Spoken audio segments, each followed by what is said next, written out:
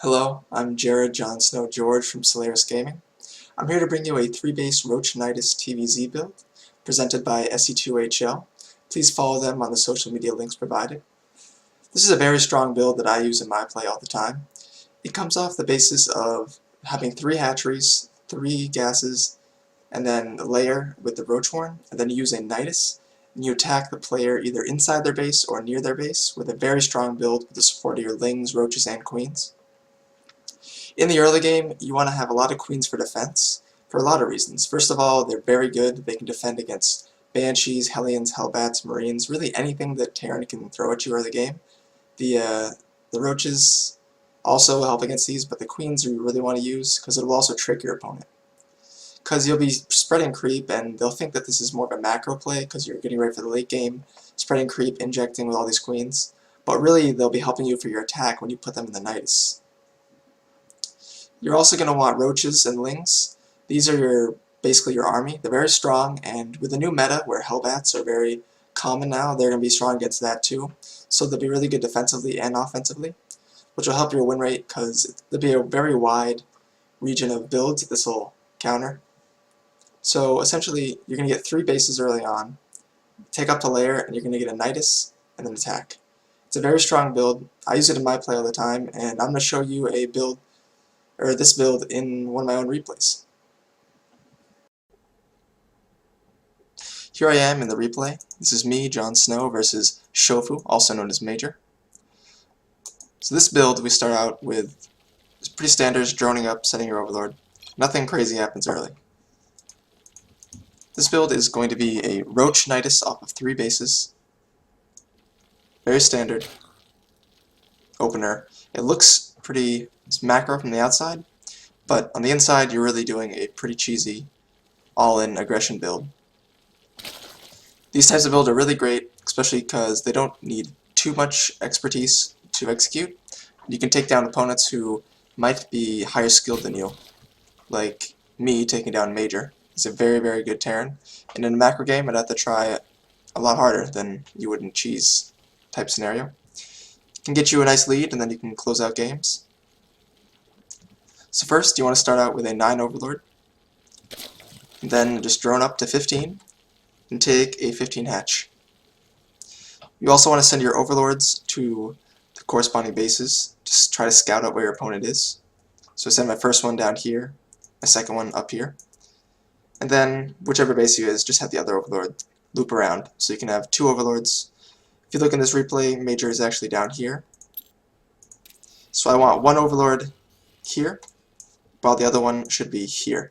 Those are 2 great scouting positions, which I'll need for my Nyduses late in the game. So here we're at 15 supply, and we're going to put down our 15 hatch.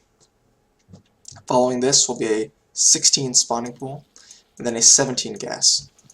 This is a really, really standard opener. It's nice and solid, safe first, pretty much all openings. You can hold off proxy 2 racks, proxy reaper, all sorts of builds. And it also gets you ahead versus just macro play. The only issue is your speed's a little bit delayed compared to if you went gas first, but if you go gas first, you're more susceptible to cheeses. So you're going to put down the 16 spawning pool and the 17 gas. Just speed it up a little bit as we go through. And as soon as your hatchery is finished, you want to build 2 queens, 6 lings, and then an Overlord after that. This will allow you to scout out your opponent and defend against 2 Raxes. And the Reapers scouts that come out. So here I put the drones in the gas as soon as it finishes. Here's this little SCV scout, and now we're about to start our queens. And then here comes the 6 lings that I make to hold off the Reaper, which I know is coming. 6 lings. And now you also want to pull off gas once you get 100 gas. You want to pull 2 drones off gas, not 3, and then start your speed immediately.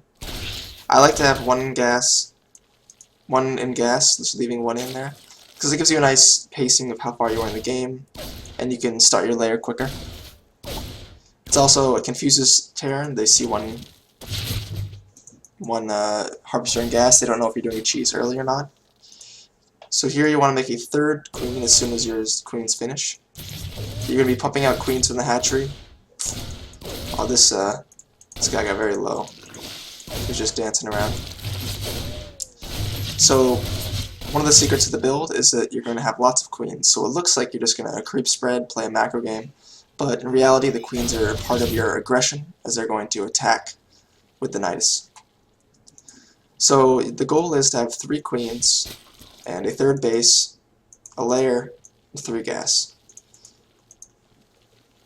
And then you will make your Roach Nydus, and so forth. So first, you just want to pump out queens from this base while you drone up. Here I built my first queen, second queen. You're going to have 3 extra queens. And then you're going to build a third base. Your third can be around 6 minutes to 6:30. Just try to get it down before the Hellion gets out.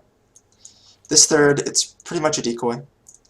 It's going to try to fool the Terran to thinking that you're taking a third base and playing macro, while in reality, you're going for a Roach Nydus. The third base will be used later in the game to drone up and such. And here I scout around with these lings. I lose them slightly carelessly. And here at 6:30 I start 2 more extractors, another queen, and then my lair.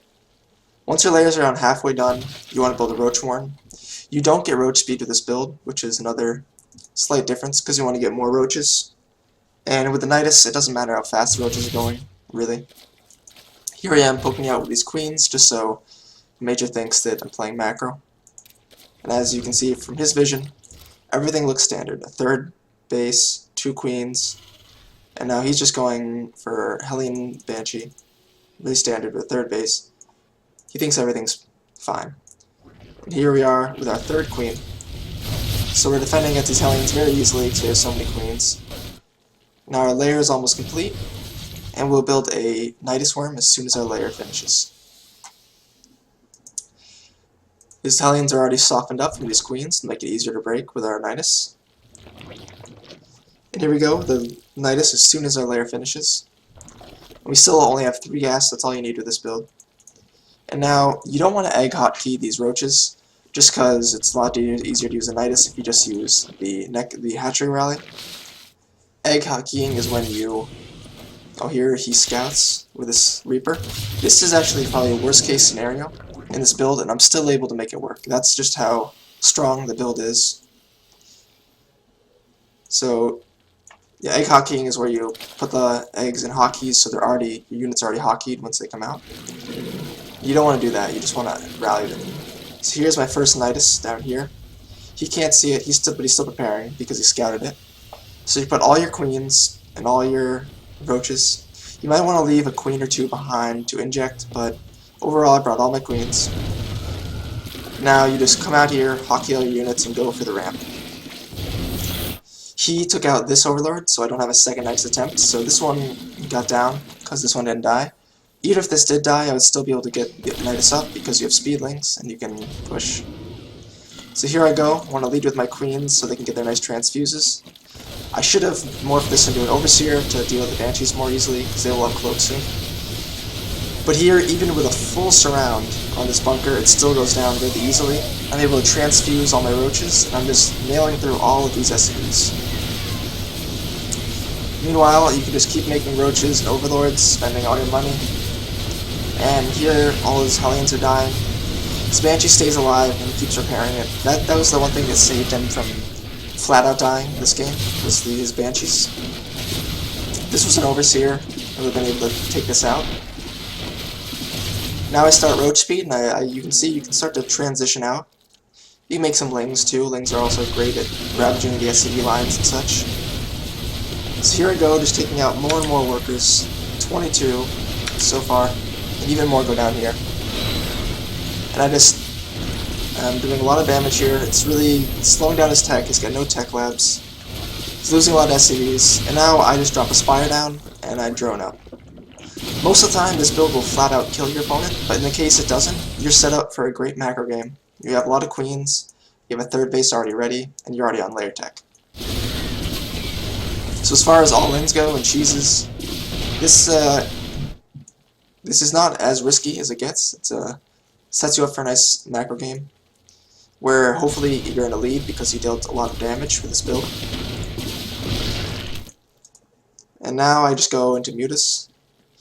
I knew it was mech, so Muta Roach seemed like a smart idea. But if it was bio, you might just want to put down double upgrades, keep on Roachling Baneling for a while, then get Mutas up. So here I'm just droning up while I get my Mutatech out. He starts to push out with this big force of Hellion Banshee.